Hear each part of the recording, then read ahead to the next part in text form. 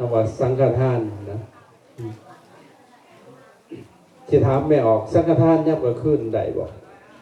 เฮ้ยทำบุญสังฆทานก็ขึ้นได้บ่ได้บ่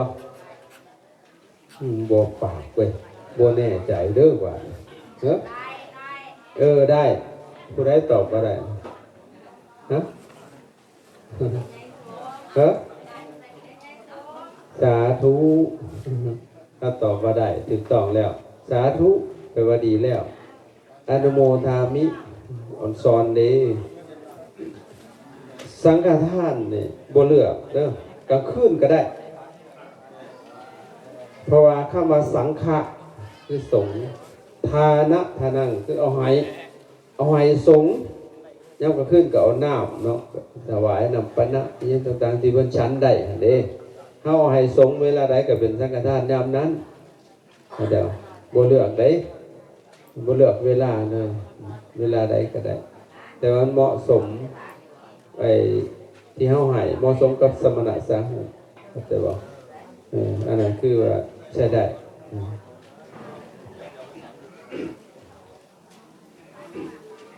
อันนี้ก็เขาได้ทำบุญสังฆทานและก็เป็นการทำบุญอุทิศส่วนบุญส่วนกุศลให้แก่ญาติหรือว่าให้แก่บรรพบุรุษพ่อแม่ญาติโกโหติกาวงศาที่ได้ล่วงลับไปว่าบรรเทากับทำบุญแจกของนะครับแต่ครั้งพุทธกาลเพิ่นว่าทำบุญอุทิศมาขางผีเด้อมาขางผีก็ได้แต่สองทางเลยทำแบบเพื่อนนั้นว่าการให้ของคนสละนะครับถ้ามาเพื่อเราสัพพุริสทานการให้ของคนสละมีหลายอย่างได้มี5 อย่างมี8 อย่างการให้ของคนสละให้ด้วยสติปัญญาส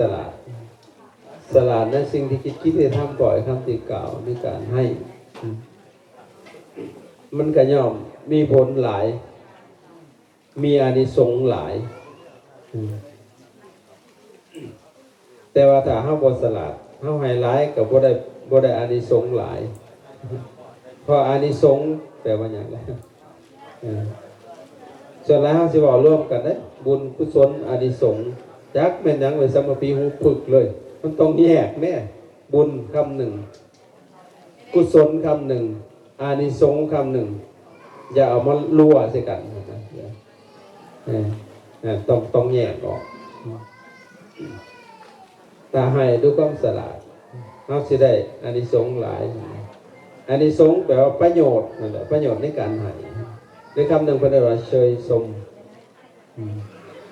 นั่นแหละถ้าเฮาบ่สละเอาให้บักหลายก็บ่ได้ประโยชน์ว่าดังนั้นให้ด้วยความสละก่อนที่สละมันก็ต้องได้ศึกษาก่อนได้ยินได้ฟังนั่นแหละฟังแล้วเอามาคิดเอาพิจารณาเพื่อจะว่าสุสังหลัพเตปัญญาฟังให้ดีมันสิเกิดปัญญาฟังบ่ดีก็เกิดปัญหาที่ว่าเพราะว่าปัญญามันสิเกิดขึ้น3 หนทาง1สุตะมายปัญญาเป็นได้ว่าพาหุสุตะพาหุแปลว่ามาสุตะแปลว่าฟังพาหุสัจจันนั้นได้เฮียนทำมาหลายได้สดับมาฟังใส่ใจอยู่ดังเรื่อยแล้วสิสละแต่ได้ยินได้ฟังบ่อยๆเรื่อยๆมันก็สิสละพาหุสัจจันนั้นได้เฮียนทำมาหลายได้สดับมาฟังใส่ใจอยู่ดังเรื่อย10 ปัญญาหอบมีศิลปศาสตร์มีวิชาศิลป์ครบถ้วนสำนานพอสู่ภายได้ศึกษามากครับเข้าใจสิ่งที่คิดที่ทำปล่อยคำที่กล่าวและมีศิลปะวิทยา เป็นลงทุนเพราะฉะนั้นฟังให้ได้หลายได้ยินได้ฟังฟังแล้วบาดนี้เอามาคิดโยนิโสมนสิการเพิ่นได้ว่าไอ้กินตามาจากปัญญาฟังแล้วเอามาคิดหูฟังแจ้งทั้งใจให้คิดทำยำแดกแล้วบ่ค่าแขวกะจนเกินดูล้านเพิ่นบอกคักเด้เห็นว่าเรื่องอย่าหาว่าเน้นคำร่างจะเป็นคำปลอมเฮ็ดจังได๋คำเก๋เบเบห้องว่าเฮาอย่าฝ่าว่าร่างจะเป็นสัตว์เสือหายสิกาบข้ออีห้องอย่าวางใจว่าจักจันร่างจะเป็นเฮาหอมเกี่ยวของสิตอบตายก็มีได้เวลาฟังแล้วเอามาคิดแม่นบ่วะแบบสิคิดเบิ่งทบทวนเบิ่งเหตุเบิ่งผลอย่าเฝ้าเชื่อบ่แม่นบ่ให้เชื่ออย่าพึงว่างใจเชื่อในสิ่งที่เขาเล่ามาอย่าพึงว่างใจเชื่อในตำราและคัมภีร์อย่าพึงว่างใจเชื่อในคนนี่เป็นครูบาเป็นอาจารย์เฮาอย่าเฝ้าเชื่อบ่แม่นบ่ให้เชื่อนั่นว่าฟังแล้วมาคิดพิจารณาเบิ่งเหตุเบิ่งผลนั่นแหละก็ว่าจินตามยปัญญาสุดท้ายภาวนามยปัญญาคือทำให้จิตเท่านั้นสงบเป็นสมาธิถ้าจิตเป็นสมาธิแล้วมันจะเกิดปัญญามันจะคิดออกคิดต่างๆได้ชัดเจนส่วนหลายเฮาบ่มีสมาธิมีแต่สมาปิบาดนี่คิดยังก็บ่ได้บาดมั่วเลยบาดสรุปเอาเองเลยบาดนั่นฉะนั้นต้องทำบุญให้มันครบวงจรก็ได้เราก็ไตรสิกขาทานโยมบ่ได้ว่าทานศีลภาวนาถ้าพระเพิ่นได้ว่าศีลสมาธิปัญญานี่พอเขาทำบุญบ่ครบไตรเหตุจนหลายบุญมันก็ให้พ้นบาปก็ให้พ้นน้ำกันเพราะการกระทำแต่ละอย่างมันบ่ได้สูญเปล่าเด้เขาทำลงไปให้พ้นเบิดทั้งดีทั้งชั่วเพิ่นได้ว่าด้วยจิตอันเจตนาหังภิกขเวกัมมังวะถามิเจตนาหั่นแหละคือกรรมเขาทำลงไปสำเร็จโดยได้เป็นกรรมเลยกรรมหมายถึงการกระทำแต่กรรมบ่แม่นว่ากรรมอยู่ฝ่าอยู่แทนอยู่สิได้มาเฮ็ดให้เฮาสำเร็จบ่แม่นเข้าใจผิดเลยพระพุทธเจ้าบ่ได้สอนแนวนั้นกรรมคือการกระทำโดยจิตอันเจตนานะเขาจะว่าเจตนาหังภิกขเวกัมมังวะถามิเจตนาอะไรคือกรรมสมมติเจ้าเจตนาดีก็เป็นกรรมดีเจ้าเจตนาบ่ดีก็กรรมบ่ดีเบิ่งเจ้าแย่งแหวนหลดไว้แย่งแหวนแล้วแลบดิ้นออกมาอันภาพมันก็ออกมาแบบนั้นแล้วบ่แตกต่างหยังดอกเจ้าเฮ็ดจังได๋ก็ได้รับสิ่งนั้นบ่แม่นว่าเฮาทำบุญแล้วสิได้แต่บุญฝ่ายเดียวภาคส่วนที่มันเป็นบาปมันก็ให้พ้นเป็นบาปภาคส่วนที่ทำเป็นบุญมันก็ให้พ้นเป็นบุญเห็นบอกคนเฮาเกิดขึ้นมาบางคนร่ำรวย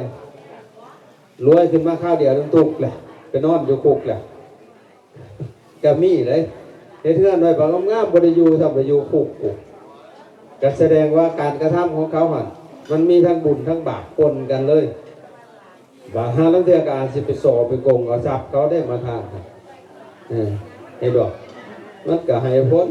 การของมันรอให้พ้นอยู่นั่นแหละฉะนั้นต้องพิธีพิถันพระพุทธเจ้าพันว่าวิจยทานังเทติเลือกแล้วจริงให้เลือกดีๆเลยแหละจริงให้เพราะเขาสิเลือกเอาแต่ส่วนที่เป็นบุญฝ่ายเดียวส่วนที่เป็นประโยชน์นั่นแหละเฮาบ่ฮู้เฮาก็เฮ็ดตามใจเฮาเนาะเฮาเฮ็ดตามใจตามความเข้าใจเฮาเข้าใจซ้ำนี้เฮาก็เฮ็ดได้ซ้ำนี้ซึ่งประเด็นว่า ทิฏฐิทิฏฐิแปลว่าความเห็นถ้าเห็นผิดก็เป็นมิจฉามิจฉาทิฏฐิมิจฉาแปลว่าผิดทิฏฐิแปลว่าเห็นผิดคนเห็นผิดเห็นถึงบ่เป็นดอกมันก็จะตามความเห็นนั่นแหละงมเศร้าไปตามนั้นแหละถ้าเห็นถึงพระนราสัมมาทิฏฐิสัมมาแปลว่าถูกต้องทิฏฐิแปลว่าความเห็นที่ถูกต้องตามความเป็นจริงเข้ากับเชฟถึงเพราะนั้นควรศึกษาแหละเรื่องที่ทำบุญก็ศึกษาเรื่องบุญให้มันชัดเจนทุกสิ่งอย่างต้องศึกษาเอาเสียยังกระทำความเข้าใจให้มันแจ่มแจ้งบ่ยังไก่ได้พระพุทธเจ้าสอนละเอียดสอนละเอียดเลยธรรมะเนี่ยนะธรรมะสำหรับบรรพชิตนักบวชแต่อีกแนวนึงธรรมะสำหรับคฤหัสถ์แต่อีกแนวนึงธรรมะสำหรับชั้นผู้ปกครองอีกแนวนึงแต่ว่ามันมีธรรมทั้งหมดเลยตามสมควรแก่ธรรมแต่พวกเฮาบ่แล้วเคยเห็นแล้วก็เห็นนั่นแหละพ่อแม่พาเฮ็ดมามันเลยบ่พัฒนาเลยแบบบ่พัฒนาซ้ำเก่าเห็นยามใดก็คือเก่ามาเบิ่งวิสัยทัศน์ของต่างประเทศอาตมาไปหลายหม่องหลายประเทศเขาบ่คือเฮาเด้อเขามองการไกลนี่แต่พวกเฮาน่ะเฮ็ดคือเก่าพวกเฮ็ดบุญบังไฟก็คือเก่าตัวใดเส้นแหละยังเฮ็ดคือเก่าอยู่หั่นนะแตกสิหัวตายก็ถึกอยู่เพิ่นหั่นก็เซิงบังไฟกินเหล้าโอ้เฮาโอ้เฮาโอ้เฮาโอ้พอเราเด็ดน้ำเจ้าจักโอ้พอเราโทษน้ำเจ้าจักจอกเจ้าบ่ให้ข่อยก็บ่หนีตายเป็นผีข่อยสินำมาหลอกพะบะคุ้มตกลกแล้วมันคุ้มกี่ย่างชั้นจังล้างแล้วมือเสิร์ฟกินเหล้าว้าวอยู่หั่นย่างได้ขาตกตะกะแตนก็คือคนบ่เต็มบาทเมาหากลังหากไหลบัดต่างประเทศเขามาเห็นเขามาต่อยอดเลยเฮ็ดขีปนาวุธพุ่นบินข้ามทวีปพุ่นเพิ่นยังจูดบั้งไฟให้มันแตกสิหัวคือเก่าอยู่แล้วก็โอ้โหดีพอดีแข่งกันได้บาดพนันกันอีกเป็นอวัยมุกนำเขาอีกบาดดีพอดีพระเฮ็ดน้ำเขาอีก3 บาทเนาะครับบ่บาดนั่นแหละคือเฮามองแคบมองใกล้ประเภทนี้นึงก็มีอีกบาดช่วงมื้อว่าบึดจำบึดพาเฮาก็เอาน้ำเขาอีกบาดโอ้ยเขามาเบิ่งเฮาเขาเฮ็ดเพื่อคน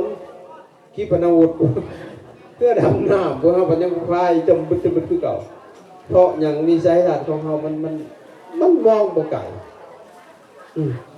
นั่นแหละบ่มองแบบปริทัศน์มองเอาประโยชน์ของมันนั่นแหละเพราะฉะนั้นคนศึกษาให้มันเข้าใจชัดเจนเฮาสิเฮ็ดหยังต้องมีคำถามโหลดตั้งคำถามขึ้นมาในใจโหลดยกตัวอย่างพระเฮาสิบวชตบเอิกเจ้าของตึกบวชแปลว่าหยังหมอบวชนี่แปลว่าหยังบวชนี่เฮาสิหาคำตอบบวชคือหยังเป็นหยังจึงต้องบวชเพื่อหยังและสิบวชโดยวิธีใดนี่ให้มันชัดเจนไปเลยตอบมาเป็นข้อๆแล้วก็ชัดเจนแน่นอนบ่ผิดหวังท่านสิเฮ็ดบุญถามโลดบุญคือหยังเป็นหยังจึงต้องทำบุญเพื่อหยังและจะทำบุญโดยวิธีใดสุดท้ายมันลงอยู่ที่วิธีตอบให้ชัดเจนเลยเสียให้ท่านก็ต้องถามว่าท่านคือหยังเป็นหยังจึงต้องทานเพื่อหยังจะทานโดยวิธีใดสุดท้ายมันลงอยู่ที่วิธีอีกใช่ป่ะเด้อถ้าเฮาตอบบ่ได้ก็แสดงว่าเฮาบ่ฮู้มันก็ลายมากใหม่แล้วบาดที่เฮ็ดไปจักถูกจักผิดก็เข้าทำนองคือผู้เฒ่าเพิ่นว่าแล้วบวชก็คือกันบวชรับบวชลี้บวชลอง บวชรับบวชหลีบวชร้องบวชฟังประเพณีบวชนี้สงสารบวชพันเขาสุขบวชสนุกตามเพื่อนบวชเพื่อนศาสนาบวชหาของเล่นมัวเลยบาดนี่เพราะว่าเฮาบ่ชัดเจนอันนี้ยกตัวอย่างขึ้นมาให้ฟังเฮาบ่ชัดเจนเด้ที่แท้จริงบวชที่แท้คือบวชนี้สงสารบวชเพื่อสิออกจากทุกข์โทษภายในวัฏสงสารอันนี้วัฏแปลว่าวนที่มันวนตายวนเกิดนี่นะนี่แหละมีเป้าหมายที่ชัดเจนแล้วก็ลงมือกระทำมันโบหิตได้มันสิมุ่งตรงเลยนั่นแหละสินิยมสิเฮ็ดบุญก็ถามคือกันคือพระอาจารย์ว่าบุญคือหยังถามเขาเลยเป็นหยังจริงต้องทำบุญด้วยทำบุญเพื่อหยังเราจะทำบุญโดยวิธีใดสุดท้ายมันลงอยู่ที่วิธีแต่เขาตอบได้จะเลยชัดเจนแล้วโอ้โบโค้งเลยแล้วแบบง่ายๆเลยได้แบบเข้าใจให้มันชัดเจนถ้าพอชัดเจนแล้วก็โอ้คือกันกับเป็นว่าหย่าข้างเฮาสิถอนมันแล้วเฮาจับบ่ดีมันก็บาดมือเฮาดีเว้ยกำบ่แน่นเป็นจังได๋อันนี้คือการบวชก็คือกันถ้าปฏิบัติบ่ดีย่อมดึงไปนรกได้สันนั่นเป็นว่าสามัญญังทุกปรมัตถังนิระยะโยปกัตติการบวชถ้าปฏิบัติบ่ดีและย่อมถูกดึงไปนรกได้สันนั่นฉะนั้นก็ฉะนั้นเพราะฉะนั้นทุกสิ่งอย่างให้ชัดเจนเราสิอยู่สบายเฮ็ดสบายเฮ็ดด้วยความถูกต้องแม้กระทั่งโยมนี่แหละส่วนหลายโยมเอาตามประเพณีพวกพัฒนากระจำนั้นแต่ว่าอาตมามักในการมองทัศนะของพระพุทธเจ้ามันเฉียบขาดที่สุดเลยถ้าผู้ใดศึกษาได้ลึกซึ้งธรรมะนี่บ่ลึกลับได้ลึกซึ้งเอามาใส่ได้เลยไอ้ยุทธวิธีในการปฏิฐานพุทธศาสนาของพระพุทธเจ้ามี3อย่างญาติโยมเอาไปใส่ได้เลยทุกอย่าง1ปฏิรูป2ปฏิวัติ3บัญญัติหลักการ3อย่างนี่พระเจ้าก่อนเพิ่นสิติดตั้งศาสนาขึ้นมาบัญญัติขึ้นมาหลังจากตรัสรู้แล้วพระเจ้าเพิ่นเดินเพิ่นสิไปโพดไปสอนคนนะเพราะอายุประเทศอินเดียสมมุติวีปมันเต็มไปด้วยลัทธิต่างๆมากมายเสียเหลือเกินมันเกิดมาก่อนแล้วประเทศอินเดียนี่หลากหลายเด้เรื่องศาสนาที่สุดในโลกเลยแหละหลากหลายลัทธิต่างๆเห็นว่าพระเจ้าทุกพระองค์จริงไปอุบัติบังเกิดขึ้นอยู่ชมพูทวีปบ้านเกิดสถานที่อาตมาไปเรียบไปแหละเป็นย่างอยู่คนก็ไปหลายครั้งหลายหนไปเบิ่งตามรอยบาทพระศาสดาให้เบิ่งโอ้มันบ่แม่นไก่เลยแต่ละบอนจากหม่องเพิ่นเกิดอยู่ที่เมืองพี่กบิลพัสพี่เวทิหานครอยู่พี่ฝั่งเนปาลผู้ไปตรัสรู้อยู่พุทธคยาบ่แม่นไก่ไปแสดงธรรมจักรอยู่พาราณสีแล้วก็ไปปรินิพพานอยู่เมืองกุสินารามันบ่แม่นใกล้แต่ละบ่อนนั่นนะข้าวก่อนมันบ่สะดวกแล้วมีแต่ย่างไปที่นี่พระพุทธเจ้าไปปรับวาทะกับพวกลัทธิอื่นๆด้วยการปฏิรูปเข้าใจเรื่องปฏิรูปพอฟังไว้จนเฮาเคยว่าปฏิรูปนะบ่แม่นไปทำลายหยังไดไปสอนในสิ่งที่เขามีอยู่แต่เปลี่ยนวิธีให้เขาพระพุทธเจ้าตรัสรู้มาแล้วเนาะเพิ่นสอนมันกระเดื่องมันเลยสะเทือนไปบรรทุกลัทธิเขาก็ซากันว่าสมณโคดมนี่ปฏิเสธการบำเพ็ญตบะเสียทุกเรื่อง พออยู่แต่ก่อนคนที่เข้มข้นในการบำเพ็ญตบะพวกพลือศีชีพายบำเพ็ญพวกพระเจ้าเข่งอัตตากิเลสมัทานุโยกบางคนนี่กรรมก็ปั้นจังสิบ่มีแบ่เลยจนมันทะลุเล็บทะลุออกหลังมือบางคนก็นอนในหนามสารพัดพระพุทธเจ้ามาตรัสรุปเพิ่น4เหตุที่ผลเขาว่าเพิ่นปฏิเสธเสียทุกเรื่องการบำเพ็ญตบะพระพุทธเจ้าว่าเฮาตถาคตบ่ได้ปฏิเสธการบำเพ็ญตบะนะการบำเพ็ญตบะบางอย่างก็เป็นไปเพื่อเกิดสวงสวรรค์หลังจากแตกกายทำลายขันธ์บางอย่างก็เป็นไปเพื่ออัตตาตัวตนเพื่อกิเลสตัณหามานะทิฏฐิสิ่งพวกนี้เฮากับปฏิเสธแต่ถ้าการบำเพ็ญตบะใดที่ตายไปแล้วไปเกิดสู่สวงสวรรค์อันนี้เฮาก็รับรองเพิ่นว่าพระพุทธเจ้าได้เขาว่าสมณโคดมนี่บูชาเทวดาอยู่บอกเขาว่าเอาเบิ่งพวกเฮานี่เคยไปบูชาเทวดาบอกบ่จักหมากไม้เก้าอย่าง10ดังเต็มอยู่ในหน้าพระหั่นเขาไปบูชาบวงสรวงเทวดาจริงๆพวกเทวดาพวกพระเจ้าทั้งหลายนี่มาจากความมืดบอดความตันของคนตะกี้มันเกิดขึ้นมาบ่ทันมีศาสนาดอกเวลาฟ้าแมบซื่อๆมันมีอยู่เบื้องหลังสิ่งอยู่เบื้องหลังเฮ็ดให้ฟ้าแตกมันต้องมีพระเจ้าแล้วมันสรุปเอาเองสิ่งพวกนี้เข้าใจว่าเหตุปัจจัยสมมุตินี่ต่อมาอีกบาดนี้ต้นไม้หักลงมามันก็มีพระเจ้ามีเทวดามีอย่างต่างๆเลยมันก็เลยยึดถือก็เลยเกิดเป็นศาสนาขึ้นมาเลยศาสนาอันพหุเทวนิยมที่เราพระเจ้าทั้งเบิดมีแต่พระเจ้าบาดต้นไม้ใบหญ้ามีแต่พระเจ้าเลยพอเขาคิดตันสมองเขาต้องคิดไปต่อบ่ได้เด้สรุปเอาเลยต้องมีอย่างแหละแล้วก็เลยกลายเป็นลัทธิขึ้นมาเลยเป็นศาสนากระถือกันมาทั่วเบิดหลายแต่พระเจ้าบาดคันต่อมาบาดนี่พระเจ้ามันตีกันมันหลายไผก็พระเจ้าไผแน่บาดก็เลยกลายเป็นเทวนิยมพระเจ้าหน่อยลงได้บาดนี่หมอคริสเตียนก็ว่าเยโฮวานี่คือพระเจ้าสร้างทุกอย่างก็นี่คนเฮาเกิดขึ้นมาสิดีหรือเลวสิชั่วหรือดีต่างๆขึ้นกับพระผู้เป็นเจ้าแน่สรุปออกมาได้บาดนี่พระเจ้าเป็นผู้เดียวเก่งกว่าหมู่เพิ่นว่าเด้พระเจ้านี่ดีมีเมตตาพระว่าจะได้บาดพระเจ้าสร้างทุกสิ่งทุกอย่างสร้างโลกสร้างอีหยังสรุปเอาเองเลยสุดท้ายมันก็ขัดต่อคำเว้าของเขาคือเก่าพระเจ้ามีเมตตาไปลงโทษสาวกบัดแสดงว่าบ่มีเมตตาแล้วว่าพระเจ้าดีพระเจ้าประเสริฐพระเจ้าวิเศษสร้างแนวบ่ดีขึ้นมาเฮ็ดจังซั่นว่าประเสริฐก็ขัดอีกต่อคำสอนของพระเจ้าหลังจากพระเจ้าตรัสรู้ก็มีศาสนาพุทธศาสนาเกิดขึ้นก็คืออะเทวนิยมแต่ว่าเป็นกรรมนิยมจะเป็นเชื่อกรรมเท่านั้นพระเจ้าบ่ได้ผูกขาดความเป็นพุทธะ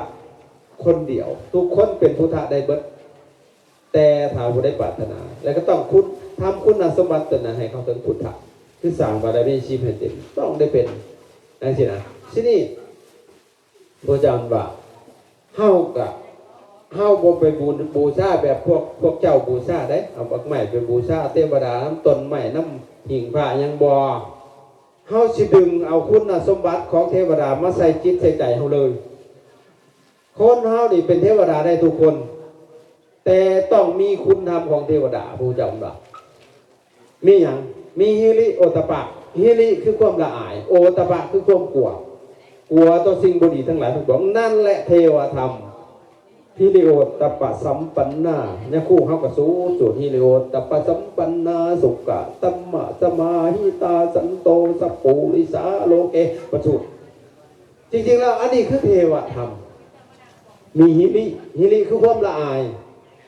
อย่างแหละละอายต่อสิ่งบ่ดีคันสิรักเขาก็ละอายคันสิเว้าบ่ม่วนก็ละอายแนวบ่ดีให้ละอายนะละอายใจทำบ่ได้ทำบ่ลงนั่นแหละธรรมของเทวดาโอตปะคือความกลัวย่านบาปหั่นสันโทษเขาโลดคันแนวใดสิเป็นบาปนั่นแหละเขาเป็นเทวดาแล้วเอาคุณธรรมของเทวดามายัดใส่ใจเขานั้นยังเป็นมนุษย์อยู่นี่พวกเจ้ามาเหนือเมฆเลยเพิ่นบ่ไปเอาปักไม้ไปกราบเด้ คือเอาคุณสมบัติของเทวดาเลยมาใส่จิตใส่ใจเลยจบหลังจากนั้นครับก็ว่าพระสัมมาโคดมเพิ่นอาบน้ำล้างบาปอยู่บอกว่าจะเด้เอาละบาปนี่พระพุทธเจ้าเพิ่นว่าเฮาอาบน้ำล้างบาปแต่ว่าผมกับบ่เปียกเสื้อผ้ากับบ่เปียกห่างกายบ่เปียกเปื้อนแต่บาปนั้นเบิดไปโอ้ยอาบได้เด้มันจังบ่เปียกเพิ่นสมทานศีลเลยมันสิบาปจะได้คนมีศีลมันบ่บาปได้บาปเอาศีลมาใส่จิตใส่ใจเลยบ่ต้องไปอาบน้ำให้มันเมื่อยพวกเขาเจ้าไปอาบน้ำล้างบาปทำบาปกลางคืนไปอาบกลางเว้นทำบาปกลางเว้นตอนเช้าไปอาบตอนสวยหนาวไปได้สั่นนอนอยู่กับอาบพระพุทธเจ้าเพิ่นว่าขั้นน้ำช่วงนั้นมาล้างบาปได้บุญก็สิเบิดแสงน้ำกันเต่าหอยปูปลามันนอนอยู่ในน้ำตลอดมันสิบ่ไปสวรรค์เบิดบ่เพิ่นว่าน่ะเพราะว่าอาบแบบซี่นี่ทำอยู่ได้ของพระอริยเจ้าคือสมทานศีลชิ้นหานี่แล้วซุมื้อนี้คนบ่มีศีลเด้ยากศีลหาก็บ่ครบมีศีล2จะบ่จักบางคนปาณาติปตาเราขาสัตว์อยู่เหลือศีล4มุสาวาทาบัดขี้ตัวอยู่เพิ่นเหลือศีล3บาทนี่กาเมสุมิสาจารย์เพิ่นนอกแต่ว่าจะมีเหลือศีล2เอาเฮ็ดจังได๋อาทิตย์หน้าหลักของเขาเพิ่นเหลือศีลเดียวสุราเบิดบ่มีศีลจักโตเลยบาทในมือหนึ่งละคนนั่นแหละบาปมันก็สิเบิดซะบ่เพราะฉะนั้นถ้ามีศีลน่ะบาปมันบ่เกิดขึ้นศีลคือหยังล่ะศีลคือข้อปิดกั้นบ่ให้บาปเกิดขึ้นในใจบาปมันก็เกิดขึ้นด้วยกายโดยวาจาโดยใจของเฮานี่แหละบ่ต้องไปอาบน้ำสิได้ดอกเห็นบ่บ่ต้องไปบ้าไปบนอีหยังเลยบาดนี้เห็นบ่พระพุทธเจ้าเพิ่นว่ามันพอเพิ่นมาเหนือเมฆเลยเพิ่นโยกเอาคุณธรรมของเทวดามาสู่จิตสู่ใจพระพุทธเจ้าบูชาไฟอยู่บ่เพิ่นสิไปบูชาหัวมันยังไฟเพิ่นว่าอยากฮู้บ่อยากให้ไฟมาใหม่ใจเฮาก็ได้หรือโกรธขึ้นใช่มั้ยถ้าโกรธขึ้นบ่ได้ไฟใหม่ใจเลยเห็นบ่พระพุทธเจ้าบูชาพรหมอยู่บ่ต้องบูชาพรหมเอาคุณธรรมของพรหมมาใส่ใจเฮาหลดเจริญฌานให้มันเกิดขึ้นถ้าเฮาได้ฌานแล้วตายไปเกิดเป็นพรหมเนี่ยได้รูปฌาน4นี่ปฐมฌานทุติยฌานตติยฌานจตุตฌานตายไปแล้วเข้าไปสู่ความเป็นสหายของพรหมที่แหละนับแต่พรหมมาปฏิสัสสาพรหมมาปรหิตามหาพรหมไล่ขึ้นไปฮอดพรหมมาโลก16ชั้นนี่ได้จากการเจริญฌานถ้าอยากไปเกิดอยู่เนื้อหันขึ้นไปอรูปพรหมก็ต้องเข้าอรูปฌานได้อากาสานันจะจตนะวิญญาณันจะจตนะอกิญญัญญาจตนะเนวสัญญาณสัญญาจตนะเขาก็ไปเกิดอยู่อรูปพรหมบ่ต้องไปบูชาหัวมันเลยนี่พระเจ้ามาเหนือเมฆเลยในการสอนของเพิ่นนี่คือเพิ่นปฏิรูปสิ่งที่เขามีอยู่นะเปลี่ยนวิธีให้เขานี่แต่ว่ามันทราบซึ้งเลยในคำสอนอันนี้นะบ่มีไผมาสอนในโลกอันนี้นอกจากพุทธเจ้ามาตรัสรู้เอาแล้วบอกคันแล้วก็เฮาสิได้เอาบาปเนาะเอาบาปฮะเคนเคนบ่ยากอยู่ในโต๊ะฝากเคนบาทเดียวเลยให้เพิ่นยกไปเลยบาทหนองเลยบ่มันยกมาเคนทีละหน่วยมันยากเลยมันตัวสิแล้วมีแต่ให้องค์นึงไปรับปึ๊บไปเอาเลยบาท